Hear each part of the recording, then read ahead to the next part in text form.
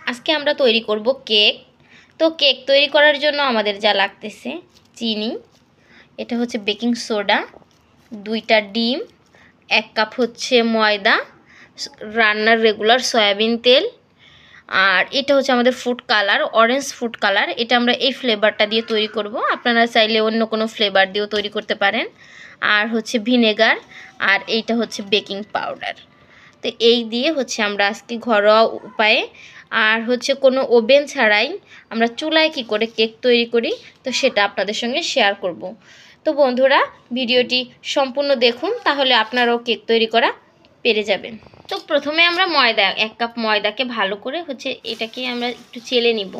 1 cup ময়দা নিয়েছি। এখন তার সঙ্গে আমরা এই যে চা চামচের 2 চামচ হচ্ছে আমরা বেকিং পাউডার দিয়েছি, 1/2 চামচ বেকিং সোডা দিয়ে দিলাম। এই শুকনো উপকরণগুলো দিয়ে আমরা এটাকে হচ্ছে একটু চেলে নিব। এতে কি হবে, এর ভিতরে যদি কোনো শক্ত দানা কিছু থাকে তাহলে সেটা হচ্ছে একদম মিহি দানা হয়ে হচ্ছে নিচে পড়বে। দেখুন এই যে এরকম দলা পাকিয়ে আছে। তো এই দলা পাকানোটা হচ্ছে দিব না, এটা ফেলে দিব।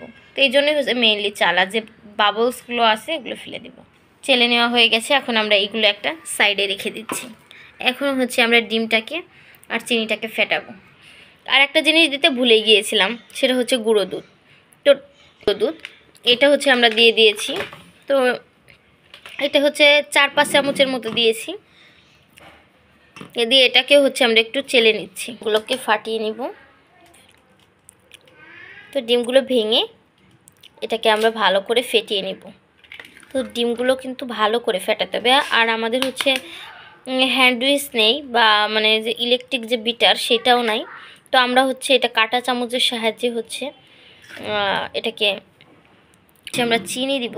তো চিনি দিচ্ছি, মানে যে কাপে হচ্ছে ময়দাটা হচ্ছে মেপে দিয়েছি তার 1/2 কাপ হচ্ছে চিনি দিয়েছি। তো এখন ডিম আর চিনিগুলোকে ভালো করে ফেটিয়ে নিব। তো দেখুন কেমনি করে ফেটাচ্ছি আমরা।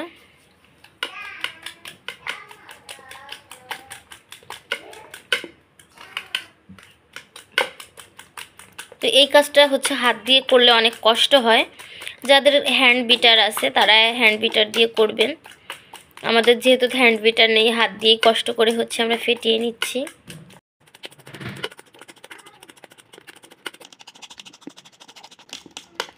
দেখুন বন্ধুরা, ফেটাতে ফেটাতে কেমন একটা ফেনা চলে এসেছে।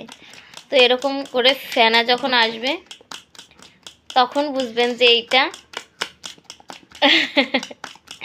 ফেটানো হয়ে গেছে। আরও ফেটাইতে হবে, এখনও ফেটানো হয় নাই। তো যদি হ্যান্ড বিটার থাকতো তাহলে খুব ভালো হতো, কি আর করার নাই। এখন হচ্ছে তেল দিব, আমরা মেপে নিয়েছি। তো এই কাপ দিয়েই হচ্ছে ময়দা, চিনি সব কিছু এবং তেল সব কিছু মেপে তারপর দিয়েছি। তো তেল দিয়েছি হচ্ছে প্রায় 1/2 কাপের মতো। তো এখন এইটা দিয়ে আবার হচ্ছে ফেটিয়ে নিব, কারণ ভালো করে এগুলো যত মিক্স ভালো হবে কেকটাও তত ভালো হবে।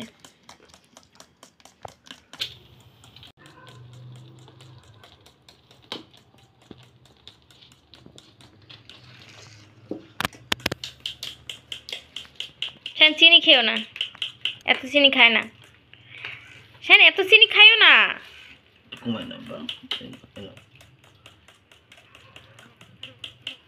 যা খাইছো তার তো বেশি ফেলাইছো। শায়ন তো আবার ইনো করছে, কারণ কি বলো? জানি।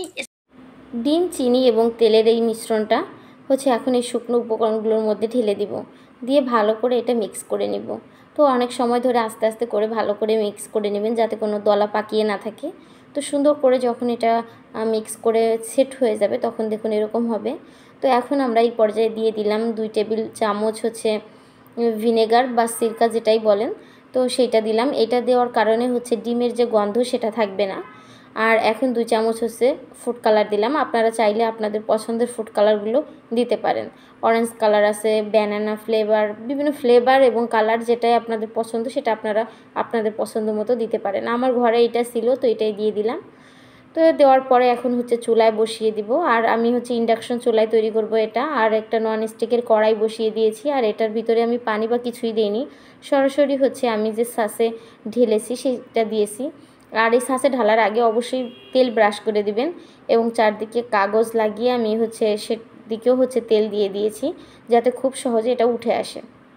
তো দিয়ে হচ্ছে ঢাকনার যে ছিদ্র ছিল সেইটা হচ্ছে আবার টিস্যু দিয়ে বন্ধ করে দিয়েছিলাম।